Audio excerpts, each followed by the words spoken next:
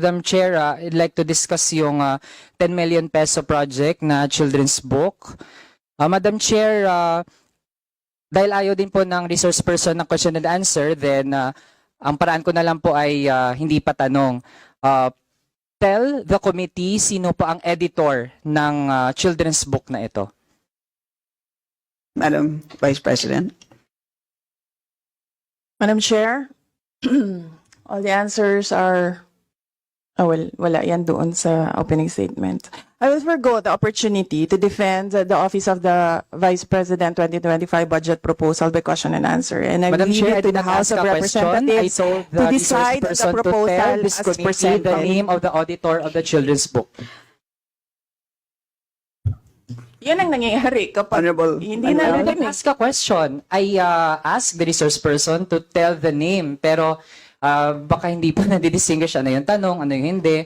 Pero since ayaw pong ibigay yung name ng editor ng children's book, ito kasi yung point natin, Madam Chair. The book contains many errors. Sige po, pakita po natin. Kasama po dyan dahon ng banahaw. Wala naman pong dahon ng banahaw. Baka anahaw po yung tinutukoy.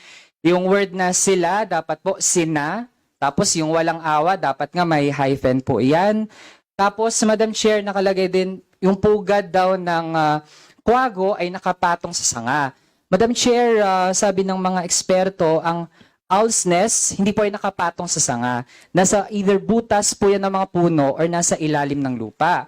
Next, Madam Chair, this book is not child-friendly as per writers kasi pag children's book, Madam Chair, hindi lang yung text yung mahalaga, pati yung visuals, Madam Chair. So, yung illustrations are not cohesive, para yung elements pinatong lang sa background, tapos low value ito for illustrations kasi, Madam Chair, kahit nga yung pangalan ng illustrators ay maliit compared dun sa pangalan ng author. Well, in fact, for a children's book, magkasimbigat po ang papel ng illustrator tsaka ng author. Also, Madam Chair, sa content, nag-i-impose po siya na kung paano dapat umasta ang isang kaibigan. But, Madam Chair, for children's books, dapat hindi siya nag-impose ng anumang bagay sa bata.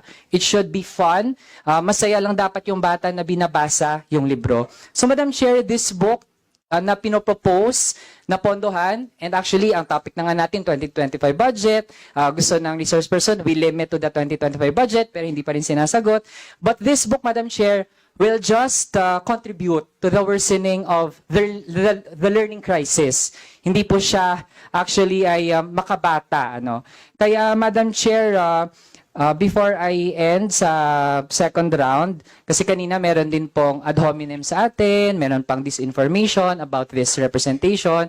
Madam Chair, kung okay lang naman yung mga libro at kung totoo pa kayong sinasabi about me, I would even suggest OVP, dagdagan yung budget, baka makalimang libro pa ang Vice Presidente. Pwede pa nga may special edition tungkol sa kwento ng buhay ko. Pero given, Madam Chair, na hindi din talaga pumapasa sa standards ng pagsusulat ng libro. And I also think, Madam Chair, na throughout this hearing, hindi successfully na-defend yung budget ng Office of the Vice President. So, ako, personally, I'm inclined na hindi natin i-terminate yung budget briefing for the Office of the Vice President. So, yun na lang muna, Madam Chair. Maraming salamat. Madam Chair. Yes, Madam Vice President. Yes.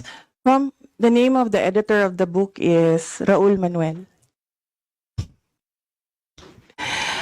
It's a joke, ma'am. You strike it out of the record if you want.